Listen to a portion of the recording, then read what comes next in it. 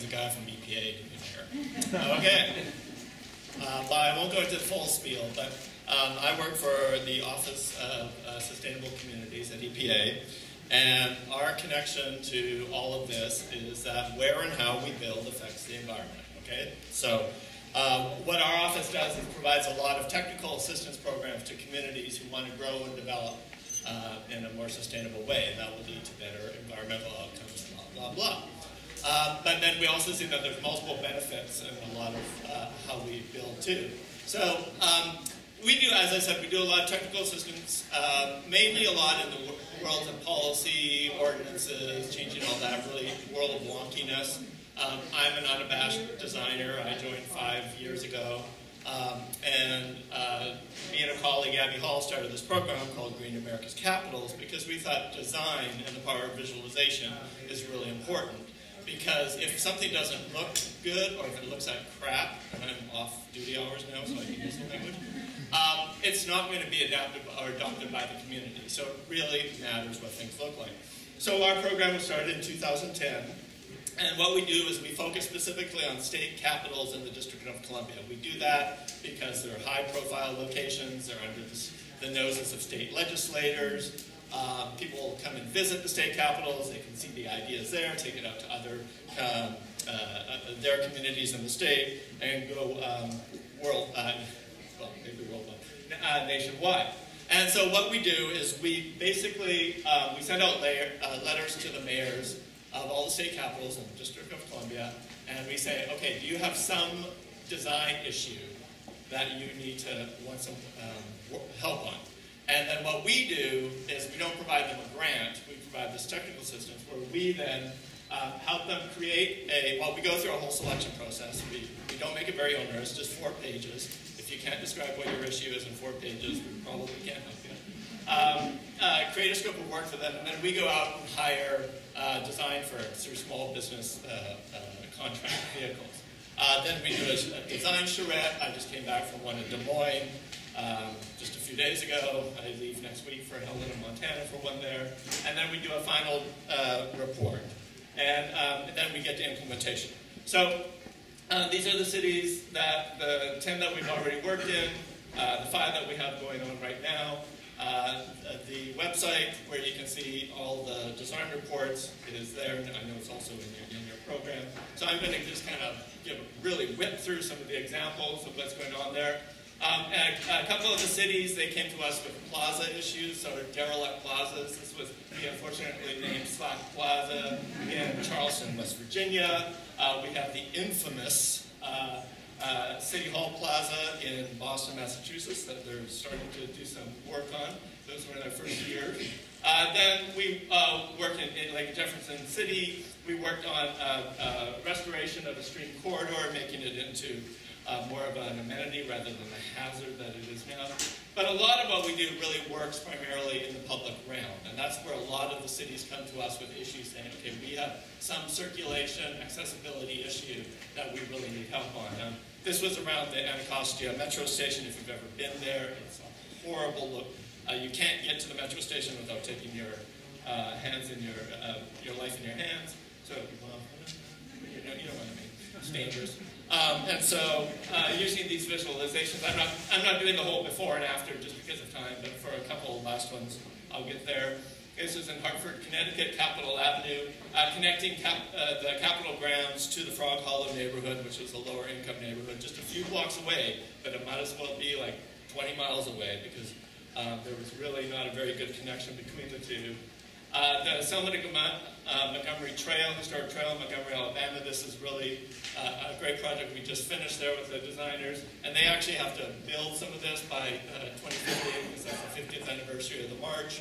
And they're looking forward to having people walk through at least some improvements in the neighborhood there, rather than the very poor conditions that there are there right now. Lincoln, Nebraska, again, working in a lower income neighborhood that's just south of the Capitol Guard. In the Midwest, man, they had like 120-foot right-of-ways. Okay, and I grew up in the Canadian prairies, and I know why, because they had to turn a combine around in the street. So, and they realize they have a tremendous amount of public space there that they can actually kind of repurpose with a bunch of other thing. When what you're seeing here are, you know, I'm from the EPA, and I should talk about the importance of green infrastructure because it treats and collects stormwater, and it makes for better environmental outcomes. There we go. So we do a lot of things. People keep reminding me, it says, Clark, work for the EPA, talk about the environment. Talk about design. But yeah, green infrastructure, green streets, big themes in all of these. Congress Street in downtown Jackson, Mississippi, again, incorporating rain gardens and better crossings. And then the two that I kind of want to talk about the most, one is in Phoenix, Arizona, and this is on Grand Avenue. And if you know Grand Avenue, it's about the only diagonal street that there is in Phoenix. It goes from downtown Phoenix to literally Las Vegas. And Grand Avenue was it's kind of this burgeoning arts district now. A lot of artists have moved into these more derelict buildings. The city really wants to kind of sponsor the development of this neighborhood. So they actually have been talking with the city a lot. The mayor got this Green America's Capitals letter. They said, well, hey, maybe we can actually work with the community groups on this. So this is an example of the bottom up getting assistance from the top down. And this was also an ability for us to start working with how to do green infrastructure with native plants and in a more arid environment and things like that, because you see a lot of the Portland examples, Seattle examples, but green infrastructure can actually be done across the country. It just depends on how it's implemented. Our big sort of, I would say, big success story right now is in Little Rock. If you haven't been to Little Rock, go to Little Rock. Little Rock is super cool.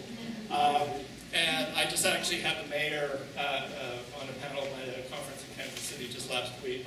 And they have been doing just a whole lot of really cool work there. It's on Main Street, which connects this, again, a burgeoning arts district south of the freeway to the riverfront, which they've done a tremendous amount of work on right now. It connects up to the Clinton Library and the Heifer Foundation, which are the it's the only place in the country where there are two LEED Platinum buildings side by side. Beautiful riverfront. The Main Street is just dead. And my boss went there to the charrette, and he was like, why are we here? We can't do anything with it. But they have just done a tremendous amount in the last 2 weeks. The last 2 years. Well, actually, the last 2 weeks, they actually had another business move on to Main Street. The National Endowment of the Arts and their Our Town program came in right after us. They've done a project there called Creative Corridors. Google it. It's amazing, some of the work that they've done, and just how the city, and especially the mayor, this is real power of the leadership of the cities. Mayor Stodola, Mark Stodola, has just really taken this on and has just seen a tremendous improvement to Main Street already. They've had the Symphony move downtown. They've had a lot of restaurants move downtown. Main Street is burgeoning. So just some examples in the first 2 years. We're seeing just a lot of what federal leveraging of funding, from HUD funding to DOT funding, NEA funding. We like that. That's great, but because we're all trying to sort of think more about the place and aligning resources and improving the place. And then also just a lot of sort of community activity going on. In Jefferson City, starting a Weirs Creek cleanup, because they've actually put this place back on the radar again. You know, often places that they don't think, nothing can be done there. This ability for the community to go through this visualization process has actually made them kind of think something can be done there. So, thank you very much.